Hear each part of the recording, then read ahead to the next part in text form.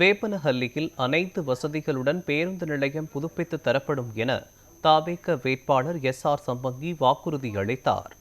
கிருஷ்ணகிரி மாவட்டம் வேப்பனஹள்ளி சட்டமன்ற தொகுதியில் தமிழக வெற்றிக் கழக வேட்பாளர் எஸ்.ஆர். சம்பங்கி தீவிர வாக்கு சேகரிப்பில் ஈடுபட்டார். தொகுதி முழுவதும் வீடு வீடாக சென்று மக்களிடம் ஆதரவு திரட்டி வருகிறார். அவருக்கு பொதுமக்கள் உற்சாக வரவேற்பளித்து வருகின்றனர். உத்தனப்பள்ளியில் நீண்ட காலமாக பேருந்து நிலையம் இல்லாததால் மாணவர்கள் மற்றும் வேலைக்கு செல்லும் மக்கள் சிரமம் அனுபவித்து வருவதாக அவர் குறிப்பிட்டார். மேலும் வேப்பனஹள்ளி பேருந்து நிலையத்தில் அடிப்படை வசதிகள் குறைவாக இருப்பதாகவும் தெரிவித்தார்.